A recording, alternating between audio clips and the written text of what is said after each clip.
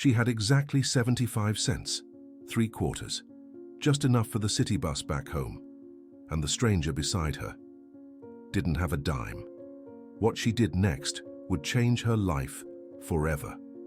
Lily was 9 years old, and she knew the value of every single quarter, not because someone had taught her in a classroom, but because life had been her toughest and most honest teacher.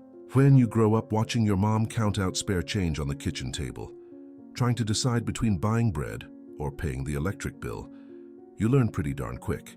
If you've ever known hard times, you'll understand exactly what Lily felt every time she held money in her small hands. Her mom, Rose, worked as a housekeeper at the grand Thornwood estate, had been there for almost 5 years. It was hard work, long hours, and a boss who seemed like she was born without the ability to smile, but it paid the bills, most months anyway. Lily lived in a small gardener's cottage on the edge of the estate grounds, just a couple miles from the main house. Every morning, she woke up before the sun, helped her mom make coffee, and then walked to the bus stop to go to school. It was a simple routine and unpredictable, and Lily liked predictability. In a world where so many things could go wrong, knowing exactly what to expect was comforting. But Lily had a secret, one that her mom never knew about. Every week, Rose gave Lily enough lunch money for school. It wasn't much, just enough for a sandwich and a juice box. But Lily rarely used all of it. Instead, she saved the extra quarters in a small glass jar, hidden under her bed. It wasn't to buy toys or candy. Lily saved that money for emergencies because she knew, even at 9 years old, that emergencies always happened. And when they did, it was best to be prepared. That Thursday afternoon, the sky was grey and the wind was howling. Lily had just left school and was walking towards the bus stop, her backpack heavy on her shoulders. The 3/4 in her pocket clinked softly with each step. The bus stop was on a busy corner, with a weathered wooden bench and a rusty sign indicating the bus routes that passed through. There were a few people waiting, an elderly lady with grocery bags, a man in a suit talking on his cell phone, and a young couple holding hands. And there was him, a man in his early 30s, standing a little apart from the others. He wore simple clothes, a dark coat over a plain white shirt, regular jeans, nothing that made him stand out. But something about him caught Lily's eye. Maybe it was the way he watched the people around him, not with disinterest or impatience, like most did, but with genuine curiosity, like he was seeing the world for the first time. Or maybe it was his eyes, hazel-colored, intense, deep. Eyes that seemed to carry secrets and stories that Lily couldn't even imagine. The man checked the pockets of his coat, then the pockets of his jeans. His expression changed subtly, a shadow of frustration passing over his face. Lily watched as he rifled through his pockets once more, with more urgency this time, and then he stopped, his shoulders slumping slightly in defeat. He'd forgotten his wallet. If this story is already getting to you, know that we're just getting started. What happens next is the kind of thing that restores your faith in humanity. Lily looked at the man, then she looked at the quarters in her hand. 3/4, the exact fare for the city bus. She could just ignore it. It wasn't her problem. The man was an adult. He'd surely find a way to figure it out. Maybe he had a phone to call someone. Maybe he could walk to where he needed to go. But then she thought of her mum, of all the times Rose had helped neighbors, even when she barely had enough for herself, of all the stories her mum told about good people who had shown up in the toughest moments. Kindness isn't something you save for when you have extra, Rose always said. It's something you offer, especially when it seems like you don't have enough. Lily took a deep breath and walked up to the stranger.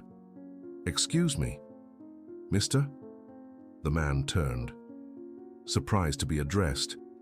Up close, Lily could see more details, the small lines around his eyes. Like he smiled rarely but thought a lot. The tension in his jaw and something else. Something she couldn't quite identify.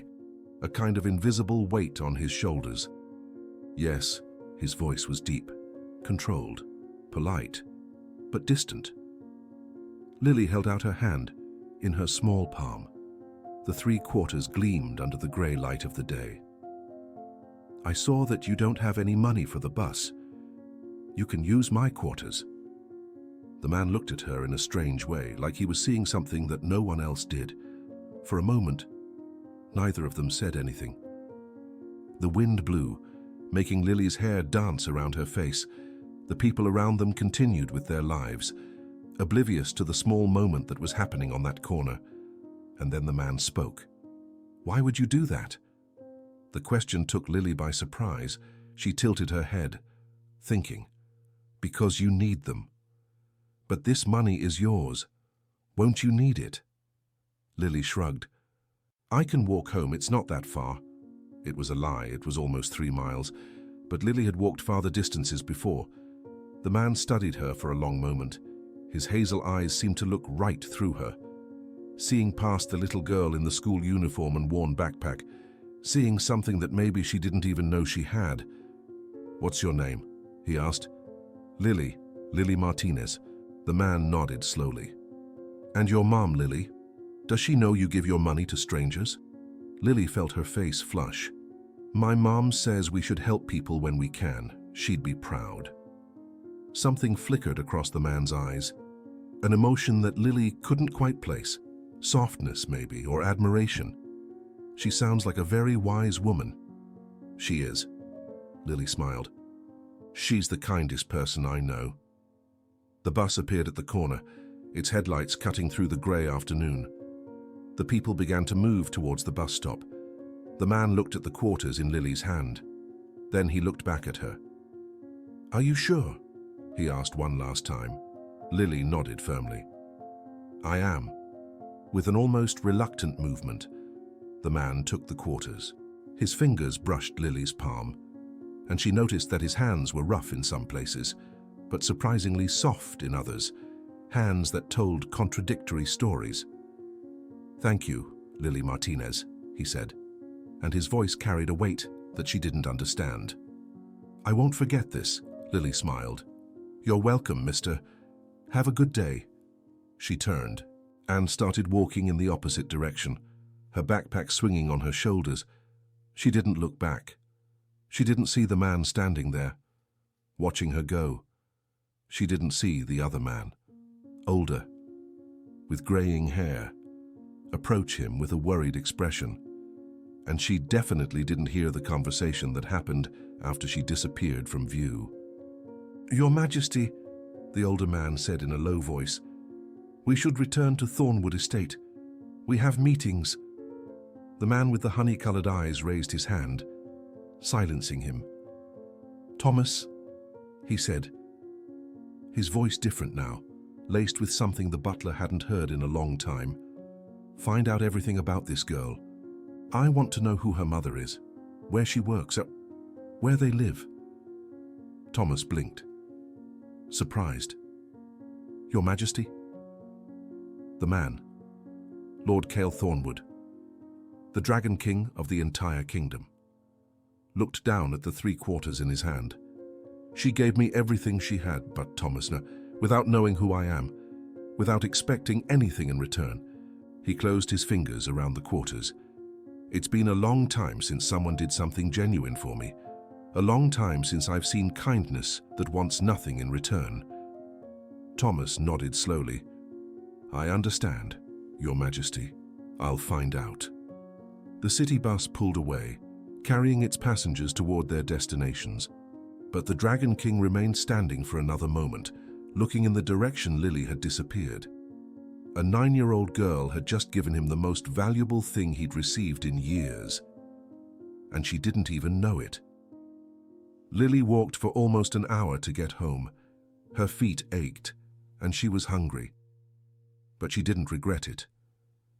There was something warm in her chest, a feeling of having done the right thing. Her mom would be proud, even if she never told her. When she arrived at their small apartment, Rosa still hadn't returned from work. Lily made a sandwich with what was in the fridge, sat at the kitchen table, and started doing her homework. It was while she was solving math problems that she noticed the bracelet on her wrist, a simple bracelet of colored beads that she had made herself. Red, blue, yellow, green, her mum's favorite colors. Lily had made the bracelet weeks ago, planning to give it to Rosa as a birthday present. But now, looking at it, she had a different idea. Maybe she wouldn't wait. Maybe she would give it today, and after all, why wait to make someone happy? The door opened at 8 in the evening. Rosa walked in, her shoulders slumped with exhaustion, her hair escaping from the bun she made every morning.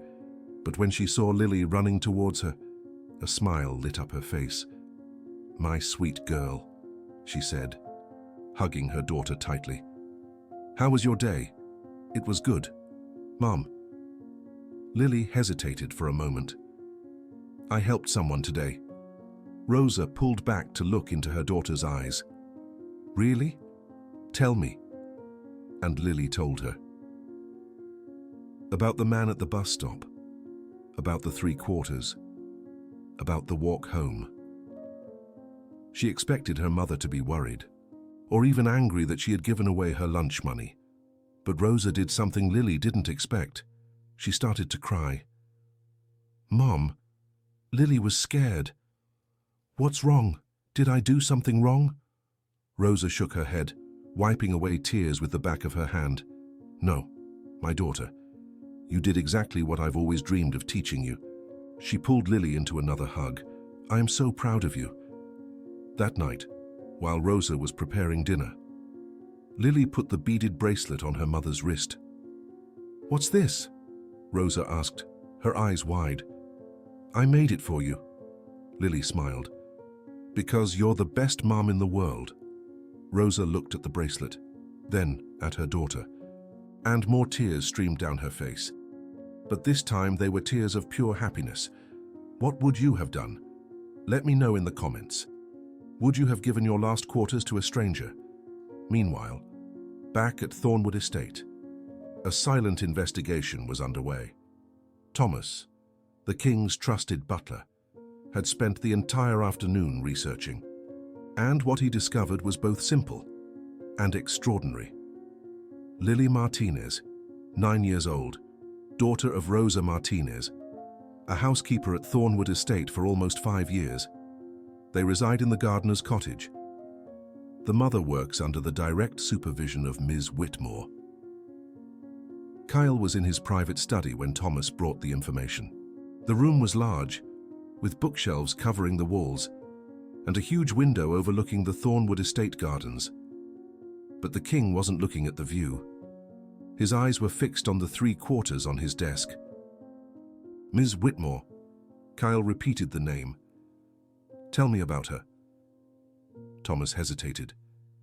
"She is a demanding supervisor." "Your Majesty, demanding how?" "There are reports that she treats the housekeepers with a certain strictness." Kyle raised an eyebrow. "Strictness is an interesting euphemism. Thomas, what really happens?" The butler sighed. "There are complaints of public humiliation, threats of firing for minor mistakes, favoritism. Some housekeepers have said she is particularly hard on Rosa Martinez and her daughter." Something darkened in the king's eyes. "Why?" "Apparently, Ms. Whitmore doesn't like children in the gardener's cottage. She considers it a distraction. And Lily, being a child who stands out, attracts more negative attention." Kyle was silent for a long moment. His hands tightened around the quarters. Thomas had known the king for decades, had served his father before him, and he recognized that expression. It was the expression Kyle wore when something was deeply wrong in his kingdom, when injustice had blossomed under his nose. "Your Majesty, the butler said carefully. "What do you intend to do?" Kyle stood up and walked to the window. The moon was rising over the gardens, bathing everything in silver light. "A 9-year-old girl," he said, his voice low but clear. "Gave me everything she had because she saw that I needed it. She didn't know who I am, didn't expect a reward, simply acted with kindness." He turned to Thomas. And all the while, under my own roof, her mother is being humiliated. A child is being treated as an inconvenience by a woman I pay to take care of my people. Kyle walked back to the desk and picked up the quarters. Tomorrow, I will visit the gardener's cottage. Thomas blinked. But Your Majesty, you never. I know. Kyle put the quarters in his coat pocket. That's exactly why I need to go. The next morning, Lily woke up with a bad feeling. There was nothing specific. The sun was shining through the window as always. The birds were singing outside. Her mom had already left for work, leaving breakfast ready on the table. But something was different. Something in the air. An invisible electricity that made the hairs on her arms stand on end. Lily ignored the feeling and went to school. She spent the entire day trying to focus on her classes, but her mind wandered constantly. It kept going back to the man with the honey-colored eyes, to the 3 quarters, to the strange intensity with which he had looked at her. Who was he? Probably no one special, she told herself, just a guy who forgot his wallet. These things happen, but why? Why couldn't she stop thinking about him? When school was out, Lily caught the city bus back home. This time she had the lunch money. Her mom had insisted on giving her extra after hearing about yesterday's walk. Getting off at the bus stop near Thornwood Estate, Lily noticed something was wrong. There was an unusual commotion. Housekeepers running to and fro with stressed expressions, guards positioned in places where they normally weren't, and a constant buzz like the whole estate was holding its breath. "What's going on?" Lily asked one of the laundry workers rushing past. The woman stopped, eyes wide. "You don't know? The king is here." Lily felt her heart stop. The king? The Dragon King himself. He's here to inspect the servants' quarters. It's never happened before. The woman hurried off before Lily could ask any more questions. The king. Here. Lily had never seen the Dragon King. Few of the staff ever saw him up close. He was almost a mythical figure, someone existing in a completely different world than her own. But for some reason, her first thought wasn't about the king. It was about her mom. Lily ran towards the main servants' hall, where she knew Rose would be working at this time. Her heart pounded harder with every step. The bad feeling from the morning had turned into something more concrete, more urgent. She reached the hall, breathless, and froze. There were at least 20 people there. Servants lined up against the walls in silence. Guards posted at the doors, and in the center of it all, a group of people that made Lily's blood run cold. Her mother Rose, kneeling on the floor, Mrs. Whitmore standing before her, face red with anger, a finger pointed accusingly, and a group of well-dressed men watching it all with expressions ranging from discomfort to indifference. "You are incompetent." Mrs. Whitmore's voice echoed through the hall. "You always have been, dropping a silver tray and now making excuses." "It was an accident," Rose said, her voice trembling. "I apologize." "Apologies don't clean silver off the floor." Mrs. Whitmore raised her hand as if to strike Rose. "I should have fired you years ago." Lily didn't think, didn't calculate, didn't consider the consequences. She simply ran. "No!" she screamed, throwing herself between her mother and Mrs. Whitmore. "Don't hurt my mum!" Mrs. Whitmore stopped, surprised, but the surprise quickly turned to fury. "You!" The word came out like poison. "The brat, what are you doing here? Children aren't allowed in this section." She grabbed Lily's arm hard. Lily gasped in pain but didn't back down. She stood firm, protecting her mother. "Let go of me. I'll show you what happens to rude children." Mrs. Whitmore raised her other hand. Lily closed her eyes, bracing for the impact, but it never came. Instead, a voice cut through the silence of the hall. A voice Lily recognized immediately. "Release the girl. Now." Lily opened her eyes and saw the man from the bus stop, but he wasn't wearing simple clothes anymore. This time he wore a black coat with gold embroidery. A dark cape fell from his shoulders, and on his head, gleaming under the light of the hall, was a crown, the Dragon King, the stranger to whom she had given her 3 quarters. was the Dragon King. Some people will pause here, will wonder if they are dreaming. The answer is no. This really happened. Mrs. Whitmore released Lily as if she'd received an electric shock. Her face lost all color. Your Majesty, she stammered. I didn't know you were... Observing, Kyle finished, his voice cold as ice. Yes, I've been observing for quite some time. He walked through the hall, each step echoing in the absolute silence. The servants against the walls looked like statues. No one dared breathe. Kyle stopped before Mrs. Whitmore. She recoiled instinctively, eyes wide with fear. You, he said, are responsible for the well-being of the staff of this estate. Yes, Your Majesty. And this is how you treat the people under your care, humiliating them in public, threatening violence.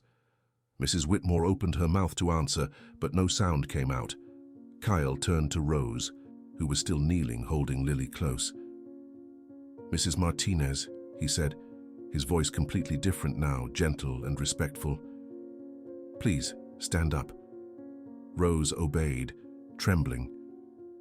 Lily remained by her side, not fully understanding what was happening. Why did the king know her mother's name? And then Kyle looked at Lily and smiled. It was a small smile, almost imperceptible. But Lily recognized it. It was the same smile he'd given at the bus stop when she offered him her quarters. Hello, Lily, he said. Mrs. Whitmore went even paler. Your Majesty, you know this child? Kyle turned to her, the smile vanishing. Yes, and it's because of her that I'm here. The silence that followed was the heaviest that Hall had ever experienced. All eyes were on Kyle, then on Lily, then back on Kyle. Mrs. Whitmore was the first to find her voice. Your Majesty, surely there is some mistake. This girl is just the daughter of a housekeeper. She has no importance. Kyle raised a hand, and Mrs. Whitmore fell silent as if she had been physically silenced. Yesterday, Kyle said, addressing everyone in the hall, I left the estate in disguise. I wanted to see how the people of my kingdom really live, how they treat each other when they don't know they are being watched. He walked slowly through the hall as he spoke. His steps echoed in the silence. At the bus stop, I realized I had forgotten my wallet. I was standing there thinking about how I would resolve the situation when a little girl approached me. Kyle stopped and looked at Lily, a 9-year-old girl. She had exactly 3 quarters in her pocket, enough for her own bus ride back home, and even so she offered them to me, without knowing who I was, without expecting anything in return. He took the quarters from his pocket and held them up for all to see. 3 quarters. It was all she had, and she gave them to me. If you haven't felt chills by now, then you have no heart, because what happens next will destroy you. Mrs. Whitmore tried again. Your Majesty, this is very touching, but surely a child cannot. You will be silent, Kyle said, and there was something in his voice that made Mrs. Whitmore flinch. You will listen to every word I have to say, and then you will receive exactly what you deserve. He turned to Rose. Mrs. Martinez, do you know why I am here? Rose shook her head, tears streaming down her face. Because of 3 quarters, Kyle said. 3 quarters, and a girl who reminded me of something I'd forgotten. What is it, Your Majesty? Rose whispered. That genuine kindness still exists, that good people still do good things, simply because it's the right thing to do. Kyle walked until he stood directly in front of Rose. Your daughter gave me her last quarters, so I could catch the city bus. And then she walked over 3 miles home, and hungry and tired, because that was the price of her kindness. Rose pulled Lily closer. My daughter has always had the biggest heart, she said, her voice choked with emotion. I know, Kyle said softly, and I wondered, what kind of mother raises a child like that? He glanced around the hall, and then it hit me. A mother who works before the sun even rises. A mother who teaches her daughter about kindness, even when she barely has enough for herself. A mother who's humiliated and mistreated day after day, but still maintains her dignity and raises an extraordinary daughter. His eyes locked onto Mrs. Whitmore. And I also discovered who's responsible for this humiliation.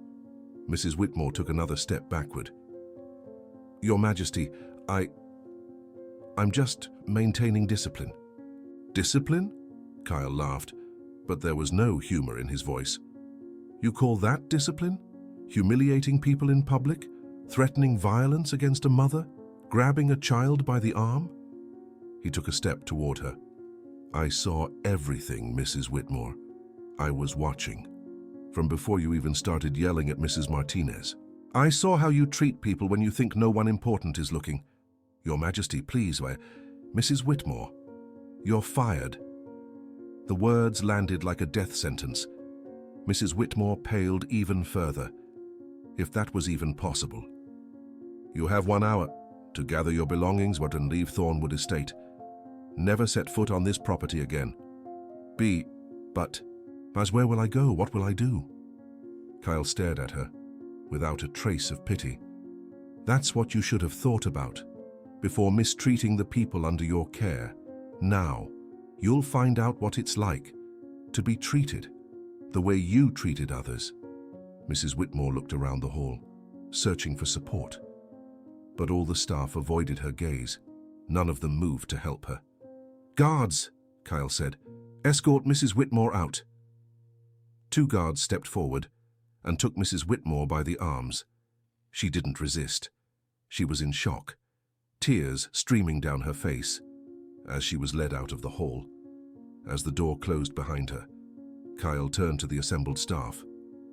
I have failed you, he said, his voice filled with genuine regret. For years, I've allowed this woman to run this department, without supervision. I assumed everything was fine, because no one complained. But now I know, no one complained, because they were afraid. He looked at each face in the hall. That ends today. From now on, there will be an anonymous suggestion box in every department. Anyone can report problems without fear of retaliation, and I will personally review every report. The staff exchanged surprised glances. Some began to cry. Others smiled, for the first time in a long time. Kyle turned back to Rose. Mrs. Martinez. Yes, Your Majesty? Rose was still trembling. You're promoted. What? Kyle smiled. Your first promotion in 5 years, if I'm not mistaken. You'll be the new head housekeeper, if you accept. Of course. Rose blinked, unable to process what she was hearing. Your Majesty, I don't know what to say. Say yes, Lily whispered, squeezing her mother's hand. Rose looked at her daughter. Then she looked at the king, and then she did something that no one expected. She laughed, a laugh of pure relief and joy, mixed with tears. Yes, she said finally. Yes, I accept. The staff around them began to applaud, first hesitantly, then with more force. Soon, the entire hall was celebrating, but Kyle wasn't finished yet. He knelt down in front of Lily, putting himself at her eye level. And as for you, little heroine, he said, I have a proposition. Lily looked at him with her wide brown eyes. What is it? I'd like you to visit me, from time to time, to play cards maybe, or chess. I hear you're quite clever for your age. Lily looked at her mother, who nodded, with tears in her eyes. I'd love to, Lily said quietly. Great. Kyle stood and extended his hand. But first, I want to show you something. Lily hesitated for a moment. Then she placed her small hand in his. Kyle led her through the hall, past the still applauding staff, toward a door at the back. Rose followed closely. Not understanding where they were going, they walked through hallways that Lily had never seen before. Walls covered in paintings, rugs so soft, her feet sank into them. chandeliers that sparkled like stars. Finally, they arrived at a smaller room, a private study, Lily realized, with bookshelves, a dark wooden desk, and a huge window overlooking the gardens. On the desk was a small glass box, and inside it, the 3 quarters.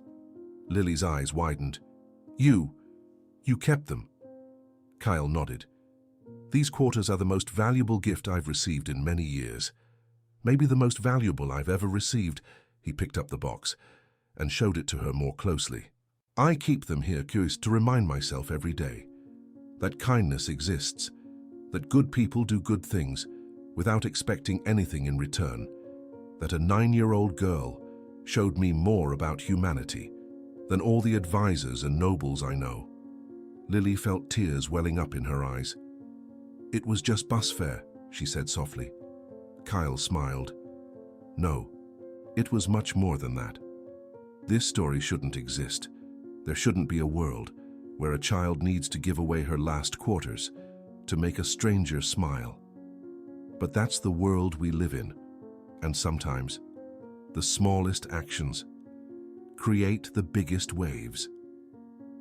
In the months that followed, Lily and Rose's lives changed completely. In the first week after that memorable day, Lily still couldn't quite believe what had happened. She would wake up every morning expecting to discover that it had all been a dream, that the man at the bus stop was just a regular stranger, that Mrs. Whitmore would still be in the hall ready to humiliate her mother once again. But the dream remained real. The other employees looked at Rose with respect now.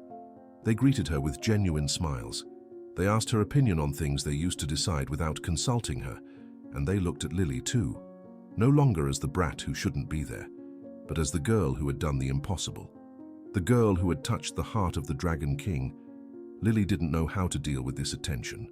She was used to being invisible, to just blend in, to live in the shadows, while the world happened around her. Now, suddenly, everyone wanted to talk to Lily. Everyone wanted to know the details about that meeting at the bus stop. Everyone wanted to understand how a 9-year-old girl had accomplished something that councillors and nobles had been trying to do for years. "How did you win the king's trust?" one of the kitchen staff asked her one day. Lily blinked, confused. "I didn't win anything. I just helped." But that was exactly it, she realized later. She hadn't tried to win anything. She hadn't calculated, thus planned, manipulated.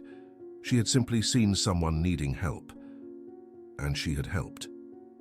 Maybe that's why King Kale valued her so much. In a world full of people wanting something from him, she was the only one who didn't want anything. They moved to a larger apartment in the gardener's cottage, not luxurious but comfortable, with separate bedrooms, a real kitchen, and windows that overlooked the inner garden. Rose flourished in her new role. It turned out that she had a natural talent for leadership. Under her command, the atmosphere among the staff improved dramatically. People smiled more, worked with more dedication. They felt valued. And Lily gained something she never imagined she would have: a friend. The first time Lily went up to Kyle's office, her hands were shaking so badly, she could barely hold the letters. She was nervous, anxious, convinced that she would say or do something wrong and ruin everything. But Kale noticed her discomfort. "Do you know how to play gin rummy?" he asked casually, as if he weren't the king of an entire kingdom sitting in front of her. Lily shook her head. "No." "Then I'll teach you," he said. "The rules are simple." And he taught her, with patience, with calmness, explaining each move as if he had all the time in the world. By the end of that first afternoon, Lily had lost every game. But she didn't care, because at some point between the first and the last card, she had stopped being afraid. Kyle wasn't scary up close. He was just a person. A person with honey-colored eyes that got lighter when he smiled. A person who made bad jokes about his own counselors. A person who... Lily was starting to realize, was much more alone than he seemed. "Don't you have any friends?" she asked without thinking, on her third week of visits. Kyle stopped shuffling the cards. The question clearly caught him by surprise. "I have counselors, generals, nobles who claim to support me." "But real friends?" Lily insisted. "People who like you, and not your title." Kyle was silent for a long moment. "No," he admitted finally. "Not really." "Why?" "Because," Kyle replied slowly, "when you're king, everyone wants something from you.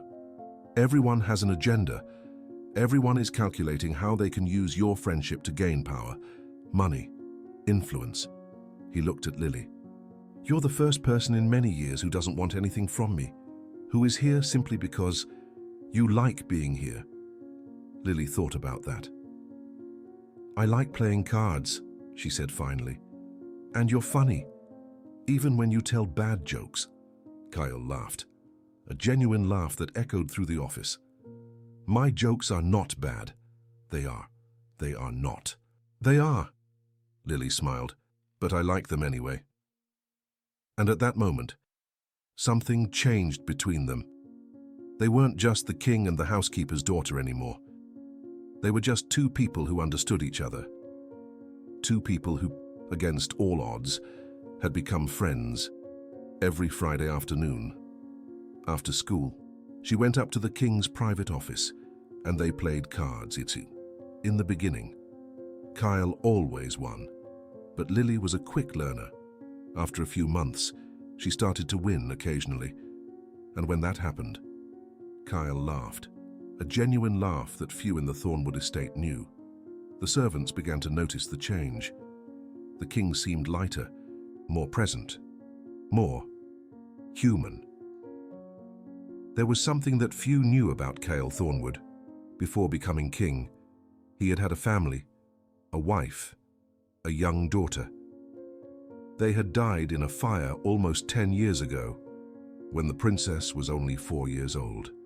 The same age Lily would have been at the time. Kyle never talked about it.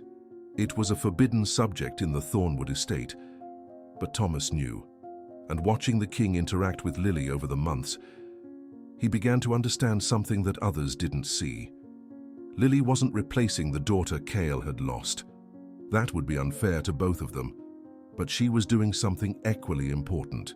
She was showing Kyle that there was still goodness in the world, that not everything had been lost in that fire, that it was still worth believing in people, and maybe, somehow, being with Lily was healing wounds that Kyle thought would never heal.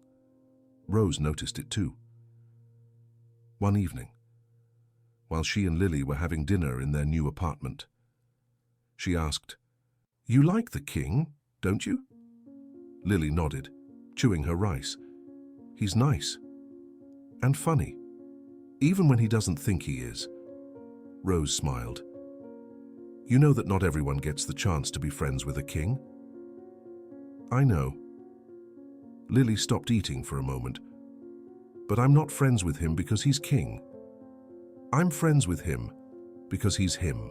Rose felt her eyes fill with tears. That girl. That amazing girl she had raised. "I'm so proud of you," she said softly. "Why?" "Because you see people for real. Not the titles, not the clothes, not the power. You see who they really are on the inside." Lily thought about that. Grandma always said that the eyes are the windows to the soul, that if you really look, you can see someone's heart. Rose nodded. "Your grandma was very wise." "I know." Lily went back to eating. "That's why I knew the man at the bus stop was a good person, even before I knew he was king." "How did you know?" "Because of his eyes." Lily paused, remembering that moment at the bus stop. They were sad, but not in a bad way. In a way that showed he cared, that he felt things deeply. Rose was silent for a long moment. Sometimes she forgot that her 9-year-old daughter was wiser than most adults. "Do you think he really likes playing cards with a kid?" one of the housekeepers asked one day. Rose smiled. "I think he likes being with someone who doesn't want anything from him, someone who treats him like a person, not like a king. And she was right. A year after that afternoon at the bus stop, Lily was sitting in Cale's office, studying her cards with fierce concentration. The late afternoon sun streamed through the window, bathing the room in golden light. "Can I ask you something?" Lily said suddenly. "Always," Cale replied, his eyes fixed on his own cards. "Why did you go out in disguise that day?" Cale put down the cards and looked at her. "Because I was tired," he admitted. "Tired of sycophants. Tired of people who only say what they think I want to hear. I wanted to see what people are really like when they don't know they're being watched." "And what did you see?" Cale paused for a moment, considering. "I saw all sorts of things. I saw pettiness and selfishness. I saw indifference, people walking past each other, as if they didn't even exist." He smiled faintly. "And then I saw you, a little girl, offering her last few quarters to a stranger, not because you wanted something, not because you thought I was important, but simply because you saw someone in need and decided to help." Lily felt her face warm with a blush. "It was just the right thing to do." "Yes," Cale agreed. "It was, and that's why those quarters are my most prized possession." He glanced at the glass box on the table. "They remind me that there are still people like you out there, and that as long as they exist, it's worth continuing to try, to be a good king." Lily looked at the quarters, then back at Cale. "You are a good king," she said, with the unwavering certainty of a child. "But you're an even better friend." Cale was silent for a moment, and then, to Lily's surprise, his eyes glistened with tears. "Thank you, Lily," he said softly. "You have no idea how much that means." They returned to their game in silence. But it was a comfortable silence. The silence of two people who understood each other without needing words. You have two choices now, Maid. Forget this story, or accept that the kindness you show, even in the smallest gestures, can change lives in ways you never imagined. Because Lily only had 3 quarters. That's all she had. And it was all the Dragon King needed to believe again. One day, about 6 months after their friendship began, Cale asked a question that took Lily completely by surprise. "Do you, miss your dad?" Lily was silent for a moment. It was a question that few people dared to ask. Most avoided the subject, as if mentioning her father's death would open a wound that had never fully healed. But with Cale, she felt safe enough to be honest. "Yes," she said softly. "Every single day. Tell me about him." Lily looked down at the cards in her hand, but she didn't really see them. Her mind was somewhere else, in another time. "He was big, strong. He had huge hands that made me feel safe. And he laughed. A lot. At everything. Mom used to say he found joy in the smallest things. Sounds like a good man." "He was." Lily smiled, a single tear escaping down her cheek. "He called me his little princess. He said I was the most precious thing in the world." Cale was quiet for a moment. "Can I tell you a secret?" he said finally. Lily nodded. "I had a daughter once." Lily's eyes widened. She had never heard about this. No one in the Thornwood estate ever spoke of it. "What happened to her?" Cale closed his eyes. The pain on his face was so raw, so real, that Lily almost wished she hadn't asked. "She died. A long time ago, in a fire, along with her mother." Lily didn't say anything. She just got up from her chair, walked over to Cale, and hugged him. Cale froze for a moment. No one had hugged him like that in years. No one dared. But Lily didn't know those rules. Or if she did, she didn't care. "I'm so sorry," she whispered, and in that hug, something broke inside Cale, something he had kept locked away for a decade. He felt tears streaming down his face.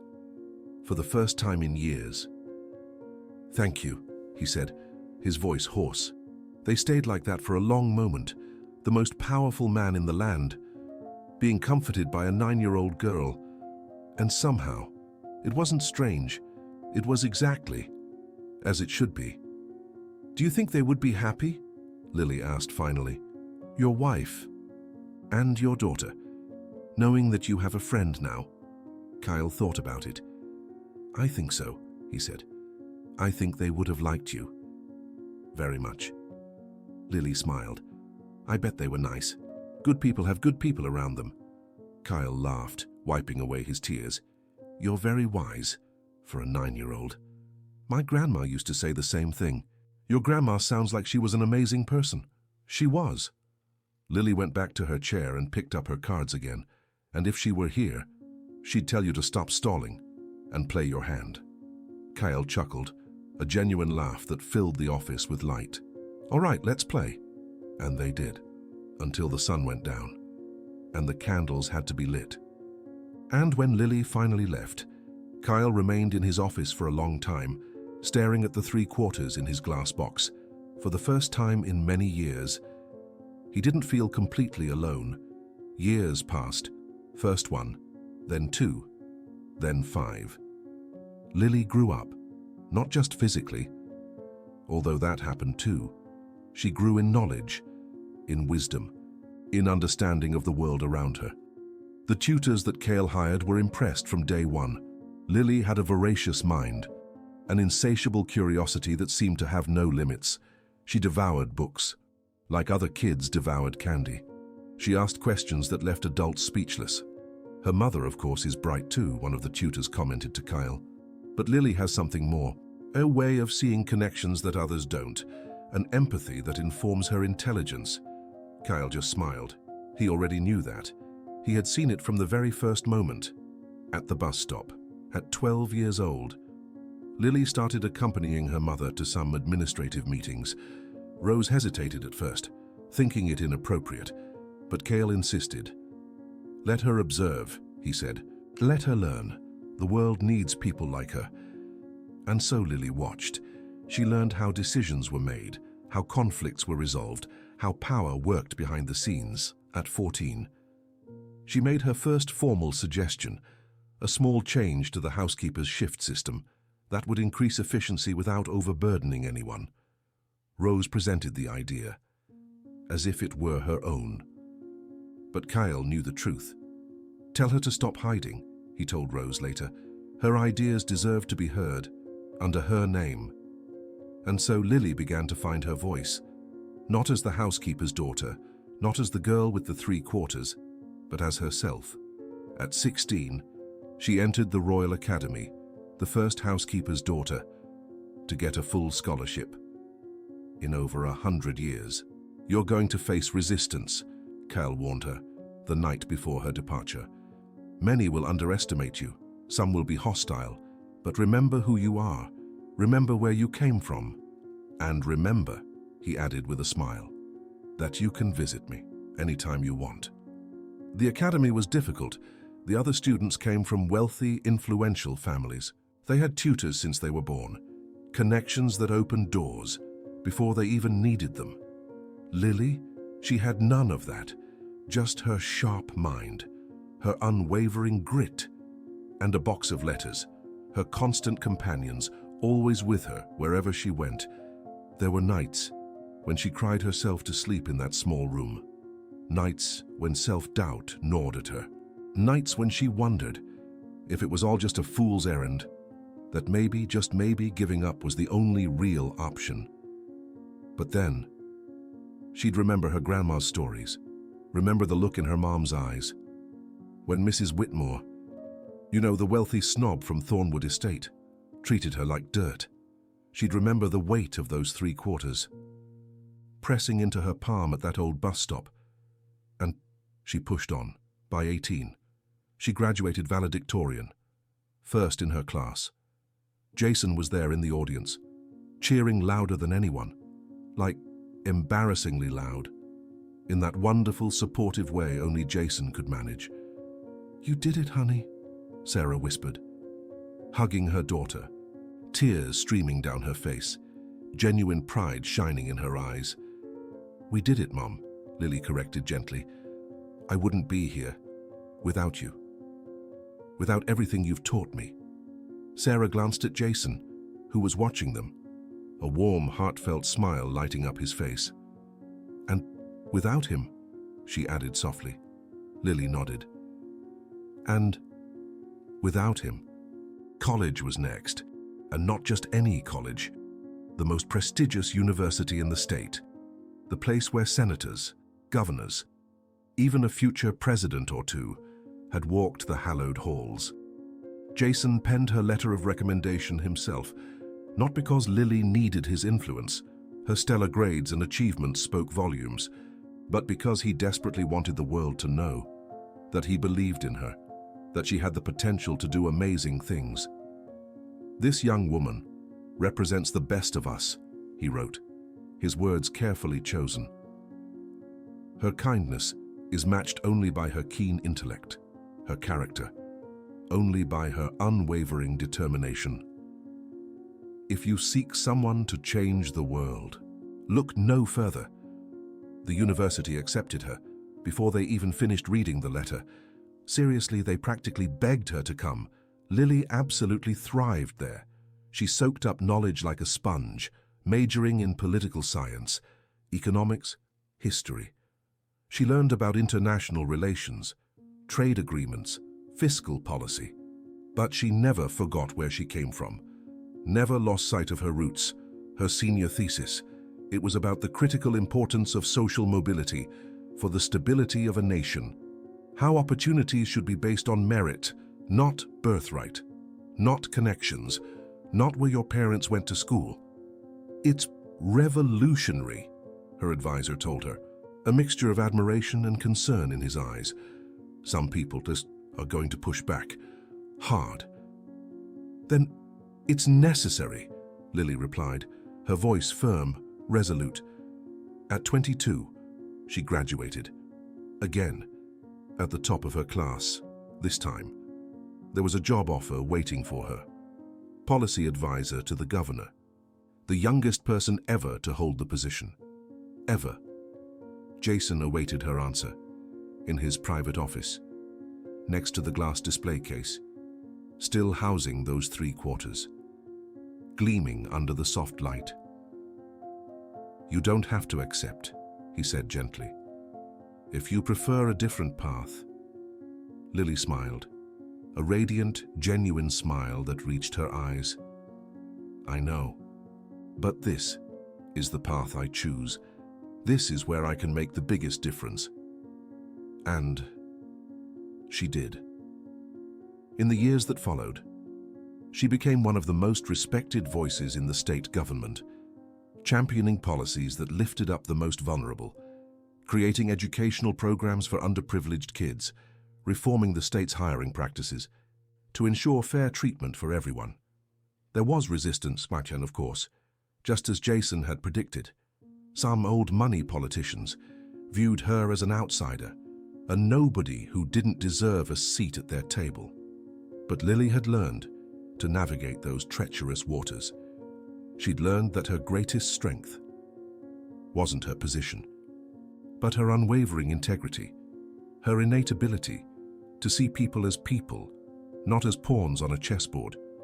And so, she persevered, changing the world, one carefully considered decision at a time. Years later, when Lily aced her graduation, Kyle was in the crowd. When she was acknowledged into the best university in the kingdom, he made the recommendation letter himself, and when she became one of the most respected counselors of the crown, no one was surprised.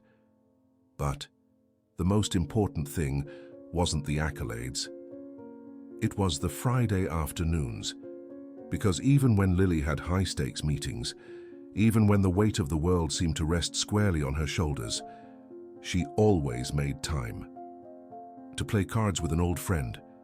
And on the desk of that office, in a glass case, 3 quarters still shone, a timeless reminder that kindness is never wasted, because sometimes all we need to change the world are 3 quarters, and the courage to offer them. There's a lesson nestled within this story that's well worth remembering. Lily had absolutely no idea she was changing her life when she offered those coins. She didn't know that the stranger was Jason Whitmore himself, the man who practically owned Thornwood. She had no clue that that small, seemingly insignificant act of generosity would unlock doors she didn't even know existed. She simply saw someone in need, and she helped, pure and simple, and that's what makes this story so powerful, because most of us don't go around helping strangers, expecting rewards. We don't give away our last few quarters, calculating the potential return on investment. We do good because it's the right thing to do, even when no one is watching. Or, at least, that's what we should do. Lily reminds us of this, reminds us that kindness needs no ulterior motive, that a simple gesture can ripple outwards, touching lives in ways we can't even begin to imagine. Because in the grand scheme of things, it wasn't the quarters themselves that transformed Lily's life. It was the heart behind them, and that's the truth that so many people seem to forget. We live in a world that constantly bombards us with messages to hoard what we have, to protect our resources, to think twice before helping strangers. But Lily, she didn't do any of those things. She had 3 quarters. That was all she had. And yet, she didn't hesitate to offer them freely. Some might call it naivete, others recklessness. Indeed, after all, what if the stranger had bad intentions? What if she needed those quarters for some unforeseen emergency? What if her mom found out and was furious? But Lily didn't dwell on any of those possibilities. She saw a man in need, and she helped. Plain and simple. And maybe, just maybe, it's that simplicity that's so desperately lacking in the world today. That ability to see beyond our own worries and fears, to extend a hand without calculating the cost, to be kind just because it's the right thing to do. Jason was a king, the most influential man in the whole kingdom. He could get anything he craved, might buy loyalty, force obedience, but he couldn't buy what Lily gave him on that day, a true deed, the affection without expectations, the simple human thing of caring about another person. Also, that's what transformed him, not the 3 coins themselves, though what they meant. Jason went on that bus like a snobbish king, a man who lost faith in mankind after years of seeing people flatter, manipulate and lie to gain his favors. He left like one who felt again, who saw hope where he saw just shadows before, who realized that despite all the brutality of the world, there were still people like Lily, people whose impulse was to help, people whose first thought was about other, not themselves, who had a large enough to cover strangers at bus stops. And if you are listening to this story, perhaps you wonder what you would do in Lily's shoes. Would you offer your last coin? Would you take the risk of being moneyless in order to help someone you had never seen before? The honest answer for most of us is that we do not know. We would like to say yes. We'd all like to believe that we're good people, generous, altruistic. But when push comes to shove, when we have to choose between our own comfort and the well-being of a complete stranger, we don't always make the choice we'd hoped we would. And maybe, just maybe, that's why stories like Lily's are so incredibly important. They remind us of who we aspire to be. They inspire us to be better. They show us that kindness doesn't have to be grand to be meaningful. 3 quarters, that's all she had. But it was more than enough to change 2 lives forever. And if you've made it this far, perhaps this story has touched something inside you too. Maybe it's reminded you of someone who helped you when you needed it most. Or maybe, just maybe, it's inspired you to be that someone for another person. Either way, remember this. You don't have to be wealthy to be generous. You don't need to have a lot to give enough. Sometimes, 3 quarters are all the world needs.